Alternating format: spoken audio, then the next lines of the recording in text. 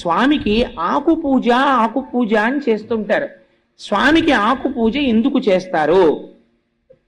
ఎవరైనా చెప్పండి చూస్తాను. తమలపాకులతో పూజ చేస్తుంటారు కదా, మేము ఇవాళ హనుమకి ఆకు పూజ చేయించామండి అంటారు. చాలా తప్పు మాట. నేను ఒక పరమ పవిత్రమైన విషయాన్ని ప్రస్తావన చేస్తున్నాను తప్ప నేను ఎవరిని చిన్నబుచ్చాలని కానీ ఒకరి తప్పు ఎత్తి చూపించాలన్న ప్రయత్నము నేను చెయ్యడం లేదు. ఎవరైనా ఒకవేళ నాకన్నా తెలియని వాడు ఇక్కడ సభలో ఉంటే వాడు హనుమ యొక్క అనుగ్రహంగా కొంచెం దిద్దుకోవడం కోసం ప్రస్తావన చేస్తున్నాను తప్ప నేను ఎవరిని శాసించి చెప్పడానికి ఎవరి తప్పెత్తడానికి నేను ప్రయత్నము చేయడము లేదు. ఎందుకంటే నాకన్నా తక్కువ వాడు ఈ సభలో ఎవరూ లేరు, అందరికన్నా తక్కువ నేనే కనుక. మరి మేమెందుకు వింటున్నామంటే అది మీ ప్రాజ్ఞత కనుక. ఏమీ తెలియని వాళ్ళ వినడం మీ వినయం, ఏమీ తెలియకపోయినా చెప్పడం నా ధూర్తతనం. మరి ఎందుకు ఆకు పూజ చేయించానని అనకు? ఎందుకు అనకూడదో తెలుసా అండి? అన్నిటికన్నా చాలా గొప్ప విషయం ఏమిటో తెలుసా? మీ ఇంటికి ఎవరైనా పెద్దలు వస్తే ఆయనకి టిఫిన్ ఇట్టామండి, ఆయనకి కాఫీ పెట్టామండి కాదు. నీ ఇంటికి పెద్దలు వస్తే నువ్వు చెయ్యవలసిన నియమము ఒకటి ఉన్నది.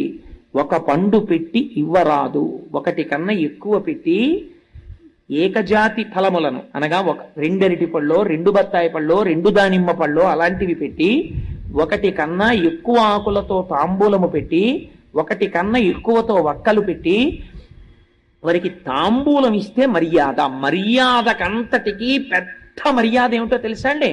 తాంబూలం ఇవ్వడం.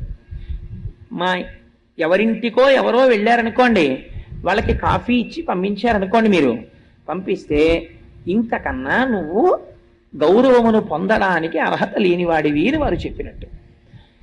వారు నీకు తాంబూలం ఇచ్చి పంపించారనుకోండి, రెండు అరటిపళ్ళు పెట్టి తామలపాకులు వక్కలు ఇచ్చి నిన్ను పంపించారనుకోండి, వారికి నీ మనస్సులో వారి యందు నీకు గౌరవం ఉన్నది అని గుర్తు. ఆకు పూజ ఎందుకు చేస్తారో తెలుసండి? ఈ రహస్యాన్ని మహాభారతంలో విరాట పర్వంలో చెప్పారు. బృహన్నలా రూపంలో అర్జునుడు వచ్చాడు విరాట పర్వంలో కొలువుకి. వస్తే విరాట్ రాజు గారు అర్జునుడిని చూసి ఆశ్చర్యపోయారు. ఏమయ్యా, నిన్ను చూస్తే ఇలా ఉన్నావు, ఇంత తేజస్సుతో, నువ్వు బృహన్నలవా, పేడివాడివా అని అడిగారు. అడిగితే ఆ రోజున విరాట పర్వం ఎప్పుడైనా చెప్పినప్పుడు చెప్తాను, అందులో ఉండేటటువంటి గమ్మత్తులు. ఆయన మహానుభావుడు అన్నారు, అవునయ్యా, కన్యాజనులకు నృత్తము గరపంగా నాకు నేర్పు కలదు, తద్వృత్తమునకు నన్నీలుము అన్నారు. నేను కన్యామునులకు వృత్తం నేర్పుతానయ్యా, నాకు నాట్యం నేర్పుతాను, ఆ పదవి నాకు ఇప్పించవయ్యా చాలన్నారు. అంటే విరాట్ రాజు గారు అన్నాడు, నువ్వు అంతకన్నా చాలా గొప్పవాళ్ళ కనపడుతున్నావయ్యా, శౌర్యం తేజస్సు ఎక్కడికి పోతుందండి? శాతనఖగ్రఖండిత లసన్మజ కుంజర కుంభముక్త ముక్తాతత శైల అంటారు తిక్కన గారు. అటువంటి మహాపరాక్రమవంతుడైనటువంటి అర్జునుడు పేడివాడిగా నాట్యం నేర్పుకోవడమా? నిన్ను చూస్తే నాకు అలా కనపట్టలేదో, నువ్వు చాలా ఉత్కృష్టమైన తేజస్సుతో ఉన్నావు, అందుకని ఉండు, నీకు తాంబూలం ఇస్తాను అన్నాడు. అని ఉత్తరని పిలిచి, అమ్మా ఈ మహానుభావుడికి తాంబూలం ఇచ్చి నమస్కరించు అన్నాడు. ఎందుకో తెలుసా అండి తాంబూలం ఇవ్వడం? నీ ఎందు ఏదో నేను అర్థం చేసుకోలేని గొప్ప తేజస్సు ఉంది. ఆ తేజస్సును నేను నిర్వచనము చేయలేకపోవచ్చు, కానీ నువ్వు తేజోమూర్తి, ఇటువంటి వాడివి నా ఇంటికి వచ్చావు, నువ్వు రావడం చేత నేను ధన్యతని పొందానని నేను అనుకుంటున్నానని నువ్వు చెప్పడం, వారి యొక్క ఉత్కృష్టతని అంగీకరించడం, వారికి తాంబూలం ఇచ్చి పంపడం. అందుకే పూర్వం ఒక నియమం ఉండేది, ఇంట్లో ఎప్పుడు తాంబూలాలు ఉంచుకునేవారు, తమలపాకులు పళ్ళు ఉంచుకునేవారు. ఉంచుకుని ఆ పళ్ళు నువ్వు తినేగా మిగిలిన పళ్ళు అవ్వకూడదు, అత్తలం వేరే ఉంచుకోవాలి. ఎందుకంటే పెద్దలకి నువ్వు తినేసిన పళ్ళల్లో మిగిలిన పళ్ళు ఇస్తే ఉచ్ఛిష్టం అయిపోతుంది. నువ్వు ఓ అత్తలం అలా పెట్టి ఉంచేవారు. ఏమో నీకు తెలిసిరాడు ఊరక రారు మహాత్ములు వారధముల ఇండ్ల కడకు వచ్చుటలెల్లన్ కారణము మంగళములకు నీవొచ్చుట శుభము మాకు నిజము మహాత్మా. ఏ రోజున ఏ రూపంలో ఒక మహాభక్తుడు నీ ఇంటికి వస్తాడో తెలియదు. ఆయన నీ ఇంటికొచ్చి పుచ్చుకున్నదే నిన్ను ఉద్ధరించేస్తుంది. నిన్ను ఉద్ధరించడానికి పరమాత్మ పంపిస్తాడు. ఎందుకో తెలుసా అండి? భాగవతంలో దశమస్కంధంలో చెప్పారు ఈ రహస్యాన్ని. గర్గుడు వస్తే ఇంటికి మహానుభావుడు నందుడు ఎదురెళ్ళి చెప్పాడు, ఊరక రారు మహాత్ములు, వాడేం కోరుకుని రాడు, వాడిని ఎందుకు పంపించాలో ఈశ్వరుడికి తెలుసు. ఏ రోజు పంపించాలో కూడా ఈశ్వరుడికి తెలుసు.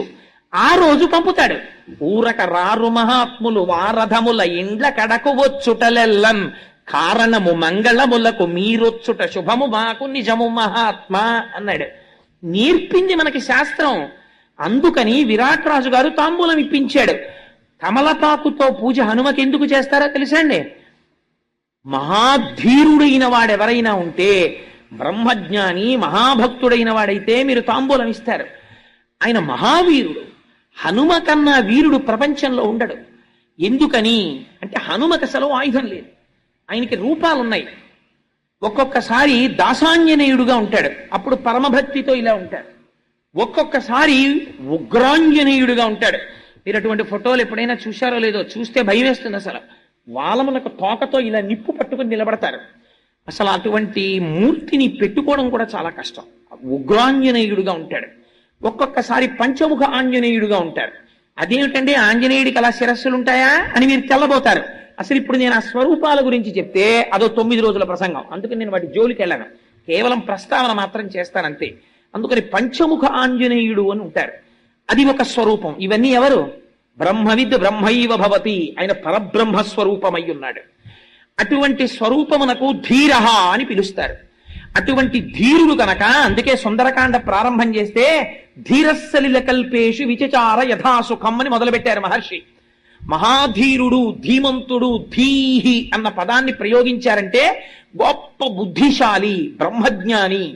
అటువంటి వాడికి మీరు ఒకటి బాగా జ్ఞాపకం పెట్టుకోండి, చాలా మేధా సంపత్తి ఉన్నవాడు కొన్ని కాలముల యందు పిరికివాడై ఉంటాడు. ఆయనకి చాలా బలం ఉంటుంది, చాలా మంత్రములు వచ్చు, చాలా విషయాలు తెలుసు, కానీ పిరికివాడు. నాకెందుకు ఎదురు గొడవ అంటాడు. బ్రాహ్మణుడికి పిరికితనం ఉండాలంది శాస్త్రం. ఎందుకో తెలుసా అండి? బ్రాహ్మణ పిరికిరా, పంతులు గారు పిరికాడంటాడు. బ్రాహ్మణుడికి పిరికితనం లేదనుకోండి, లోకమంతా కలిసి వచ్చి నిలబడినా సరే ఆయన ముందు మీరు నిలబడలేరు. దిగ్బలం క్షత్రియ బలం బ్రహ్మతేజో బలం బలం అని విశ్వామిత్రుడంతటి వాడు వశిష్ఠుడు అన్నాడు. దిగ్బలం క్షత్రియ బలం. క్షత్రియులు కూడా నిలబడలేరు బ్రహ్మణుడి ముందు. ఎప్పుడు? బ్రాహ్మణుడే ఆగ్రహించాడా, ఆయన మంత్రశక్తి ముందు నిలబడలేరు. అందుకే హనుమ ఒక మాట అన్నారు, మాదృశాని విశిష్టాని మహాత్మనాం సుగ్రీవ వశవర్తినః ఆగమిష్యతి సుగ్రీవ సర్వేషాంబో నిషూదనః నేయమస్తి పురీం లంకాం నయూయం నచరావణః యస్మాదిక్ష్వాకు నాదేన బద్ధం వైరం మహాత్మన అన్నారు. ఏమిరా రాక్షసులారా, మీరు అహంకరిస్తున్నారు. నా వంటి మహాబలులు సుగ్రీవుడుకు వశవర్తులై ఉన్నారు. సుగ్రీవుడు వస్తున్నాడు. సుగ్రీవుడు అడుగు పెట్టాడా? సుగ్రీవుడు అంటే సు అంటే మంచి, గ్రీవం అంటే కంఠము కలిగిన వాడు, వేదమును ఉపాసన చేసిన వాడు, స్వరము తెలిసిన మహాపండితుడు. వేదము యొక్క మంత్రముల చేత ప్రతిపాదింపబడిన పరబ్రహ్మ యొక్క స్వరూపమును గుర్తిరిగినటువంటి మహాపురుషులైనటువంటి వారు, బ్రహ్మజ్ఞానులైనటువంటి వాడు, యోగి పురుషుడైనటువంటి హనుమ ఆత్మదర్శనమైన తరువాత, సీతమ్మ దర్శనమైన తరువాత ఈ మాట అన్నారు, నీయమస్తి పురీం లంకాం నయూయం నచరావణః. ఈ లంక లేదు, మీరు లేరు, ఈ రాక్షసులు లేరు, సర్వనాశనం అయిపోతోంది. ఎందుకవుతోంది? యస్మాదిక్ష్వాకునాథేన బద్ధం వైరం మహాత్మన. ఇక్ష్వాకునాథుడైనటువంటి ధర్మమూర్తి అయిన రామచంద్రమూర్తితో మీరు వైరం పెట్టుకున్నారు, అందువల్ల మీరు నశించిపోతారని చెప్పారు.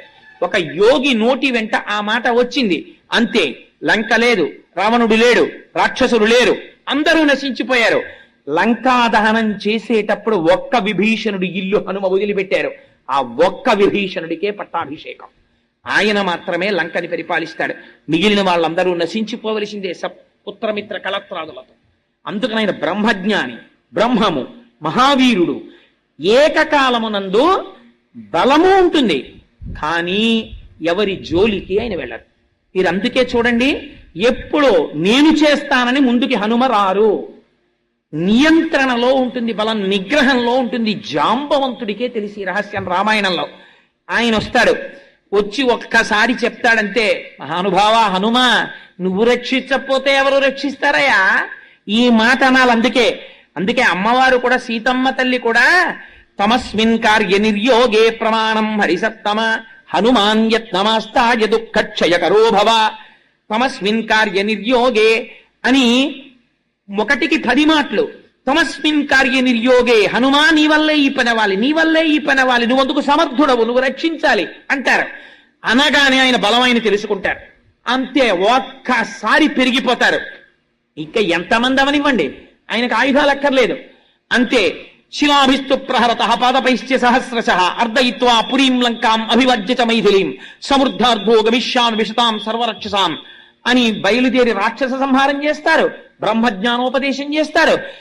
కేవలము ఏదో తన యొక్క శక్తి చేత రక్షించడము మాత్రమే కాదు. మీరు జ్ఞాపకం పెట్టుకోండి, హనుమ దగ్గర ఒక గొప్పతనం ఉన్నది. అందుకే ఆకు పూజ చేస్తారు. నువ్వెవరాయనికి ఆకు పూజ చేయడానికి? అందుకే వాక్యమును సరిదిద్దుకోవాలి. ఈనాడు హనుమ నా చేత ఆకు పూజ స్వీకరించి నన్ను ధన్యుణ్ణి చేశారనాలి. ఫలానా వారికి ఇవాళ నేను తాంబూలం ఇచ్చాననకూడదు.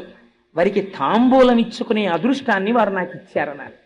వారు పుచ్చుకోకపోతే నీ బ్రతుకేమవుతుంది? నువ్వు ఇవ్వలేవు కదా. వారు పుచ్చుకున్నారు, వారు పుచ్చుకోవడం నీ జన్మకు అదృష్టం. అయ్యా ఇవాళ నైమిత్తిక తిథి మేము స్వీకరించామన్నారనుకోండి, వారు నువ్వేమిస్తావు? నువ్వు ఇవ్వలేవు. వారు అనుగ్రహం ప్రసరించిందనుకో, నిన్ను ధరించాలని వారు అనుకున్నారనుకో, నువ్వు ఇచ్చిన తాంబూలం వారు స్వీకరించవచ్చు. స్వీకరించి ఇవాళ వారు ఆశీర్వచనం చేశారనుకో, అది నీ యందు నిలబడిపోతుంది.